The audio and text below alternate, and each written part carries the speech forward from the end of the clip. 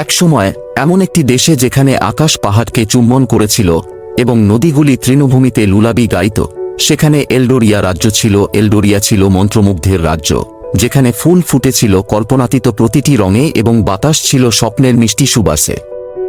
এলডোরিয়ার কেন্দ্রস্থলে ফিসফিস বন এবং ঝলমলে স্রোতের মধ্যে অবস্থিত স্ফটিক দিয়ে তৈরি একটি দুর্গ দাঁড়িয়েছিল। এটি ছিল প্রিন্সেস অরেলিয়ার বাড়ি, একজন কুমারী যার সৌন্দর্য কেবল তার দয়ার দ্বারা অতিক্রম করেছিল। অরেলিয়ার চুল ছিল সোনার মতো, চোখ ছিল গ্রীষ্মের আকাশের মতো নীল এবং এমন কণ্ঠস্বর যা এমনকি প্রচণ্ড ঝড়কেও শান্ত করতে পারে।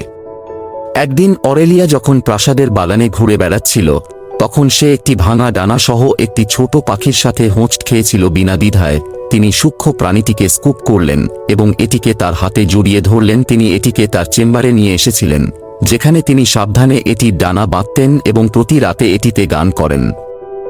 পাখিটি, যাকে অরেলিয়া লিরা নাম দিয়েছিল, দ্রুত রাজকুমারীর অনুরাগী হয়ে ওঠে। অরেলিয়া খুব কমই জানত লিরা কোন সাধারণ পাখি ছিল না, তিনি ছিলেন একটি জাদুকরী সত্তা, যাকে বনের প্রাচীন আত্মারা দেশে বিশুদ্ধতম হৃদয় খুঁজে পেতে পাঠিয়েছিলেন। দিনগুলি সপ্তাহে পরিণত হওয়ার সাথে সাথে লিরার ডানা সুস্থ হয়ে ওঠে এবং সে অরেলিয়ার কাছে তার আসল পরিচয় প্রকাশ করে।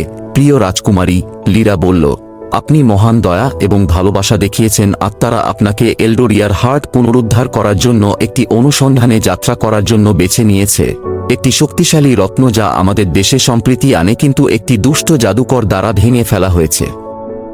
মনে মনে সাহস নিয়ে অরেলিয়া রাজি হয়ে গেল। লিরা একটি দুর্দান্ত ফিনিক্সে রূপান্তরিত হয়েছিল এবং তারা একসাথে রাজ্য জুড়ে কুয়াশায় ঢাকা উপত্যকা এবং তুষার মুকুটযুক্ত পর্বতমালার মধ্য দিয়ে উড়েছিল। তাদের যাত্রা তাদের ইকোস গুহায় নিয়ে যায়, যেখানে এলডোরিয়ার হার্টের অংশগুলি লুকিয়ে ছিল। গুহার অভ্যন্তরে ছায়া দেয়ালে নাচছিল এবং প্রাচীন জাদুর ফিসফিস বাতাসে ভরেছিল। অরেলিয়া এবং লিরা অনেক পরীক্ষার মুখোমুখি হয়েছিল। ধাঁধা যা মনকে দুমড়ে মুচড়ে দেয়, বিভ্রম যা হৃদয়কে মেঘ করে দেয় এবং অভিভাবকরা ভয়ের মূল থেকে তৈরি করে। তবুও অরেলিয়ার আত্মা কখনই বিচলিত হয়নি। তার উদারতা এবং সাহসিকতা আলোর মতো জ্বলছিল, অন্ধকারের মধ্য দিয়ে তাদের পথ দেখায়।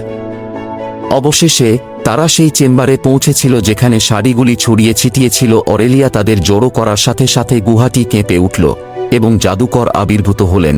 নৃশংসতায় আবৃত তিনি হেসেছিলেন, কাঁচ ভেঙে যাওয়ার মতো একটি শব্দ, এবং অরেলিয়াকে আবদ্ধ করার জন্য একটি মন্ত্র ফেলেছিলেন। কিন্তু লিরা তার চারপাশে প্রজ্বলিত আশার শিখা নিয়ে রাজকন্যাকে রক্ষা করেছিল। যেখানে প্রেম আছে সেখানে মন্দ প্রভাব রাখতে পারে না, লিরা ঘোষণা করেছিল।